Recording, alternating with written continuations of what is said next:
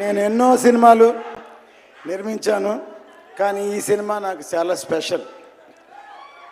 ఎందుకంటే పవన్ కళ్యాణ్ గారు deputy CM అయిన తర్వాత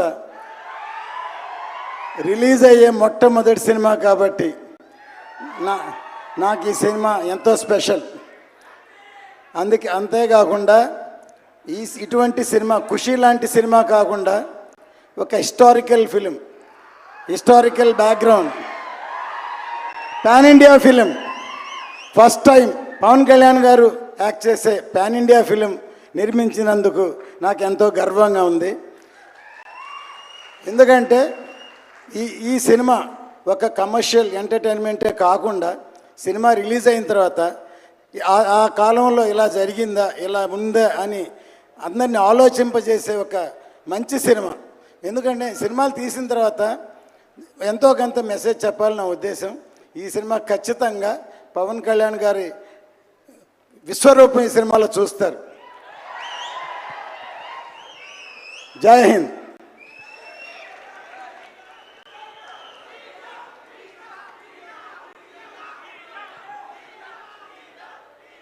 ఫ్యాన్స్ అందరికీ నమస్కారం, అండ్ ఆంధ్ర లాంటి ఫ్యాన్స్కి నమస్కారం.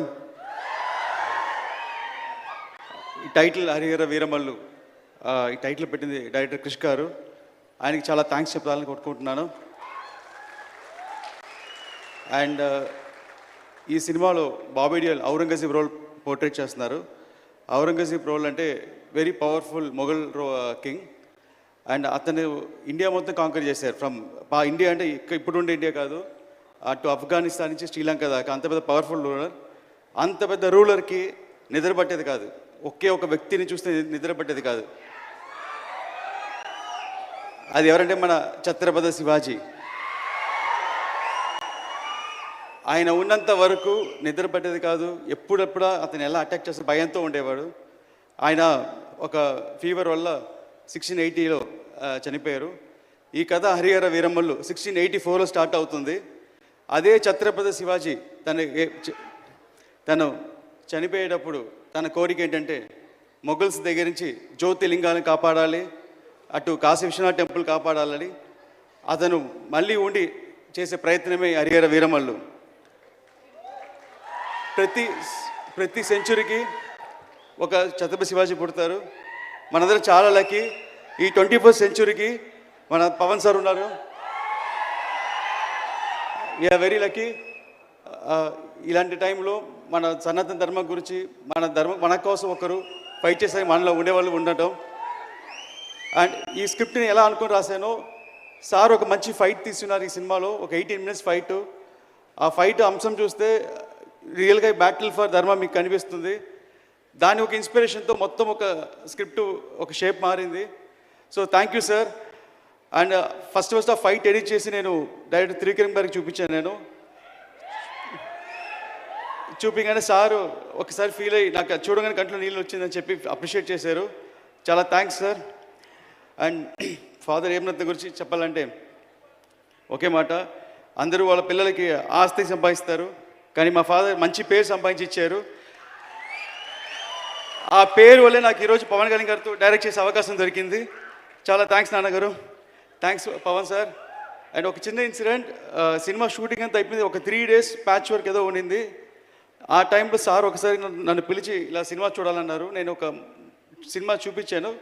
ఒక 2 days నాకు కమ్యూనికేషన్ లేదు. సండే ఈవినింగ్ నాకు నెక్స్ట్ ఏం జరగబోతుంది, సార్ ఎలా ఫీల్ అయ్యారు ఏం తెలియలేదు, ఎలా ప్లాన్ చేయాలని తెలియలేదు. ఒక చిన్న లో ఫీలింగ్లో ఉన్నాను.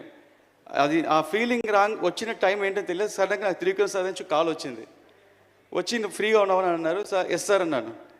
ఒకే మాట, ఇప్పుడే పవన్ సార్ ఇంట్లో నుంచి బయటికి వస్తున్నారు, నీ గురించి 2 hours చెప్పారు అన్నారు. చెప్పగానే అప్పుడు ఒక మాట, ఒక టెక్నీషియన్కి ఎంత సంపాదించి డబ్బులు ఇచ్చినా సరిపోదు, వాళ్ళకి కాంప్లిమెంట్ ఇస్తేనే ఇష్టం, నేను 2 hours కాంప్లిమెంట్ చేశారన్నారు. అవి నాకు తెలియని సంతోషం, కానీ నా కంట్లో టీఎస్ కారుతుంది. సో ఎవ్రీ సీన్ నేను సార్తో చేసేటప్పుడు సార్ దగ్గర ఒక గుడ్ అనిపించుకోవాలి, వెరీ గుడ్ అనిపించుకోవాలని చేస్తాను నేను.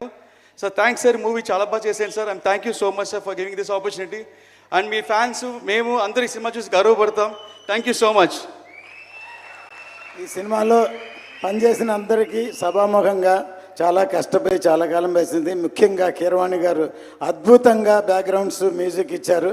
ఆయనకి సభామూలంగా నా కృతజ్ఞతలు. ఇక కెమెరామ్యాన్ కీరవాణి గారికి, మన కెమెరామ్యాన్ గారికి, ఇక్కడికి పిలవగానే వచ్చిన మంత్రివర్యులు అందరికీ, మన కర్ణాటక నుంచి వచ్చిన ఫారెస్ట్ మినిస్టర్, తర్వాత మన ఆంధ్ర నుంచి వచ్చిన మన సినిమాటోగ్రఫీ మినిస్టర్, తర్వాత మన డిప్యూటీ స్పీకర్, అందరికీ ధన్యవాదాలు. ప్రతి వారికి పేరు పేరున ఈ సినిమాలో చాలా కష్టపడ్డారు. అందరికీ సినిమా చూసిన తర్వాత, సక్సెస్ అయిన తర్వాత, సక్సెస్ మీట్లో అందరికీ నేను ధన్యవాదాలు చెప్తాను. ఖచ్చితంగా ఈ సినిమా పెద్ద బ్లాక్ బస్టర్ అవుతుందని ఎదురు చూస్తున్నాం. ధన్యవాదాలు. జై మీడియా ఒక్క నిమిషం సార్, ఇక్కడ తెలంగాణలో ఈ మధ్య జరిగిన ఇన్సిడెంట్ వల్ల తర్వాత మాకు రేట్లు ఇవ్వలేకపోతే ఇక్కడ వచ్చున్నారు.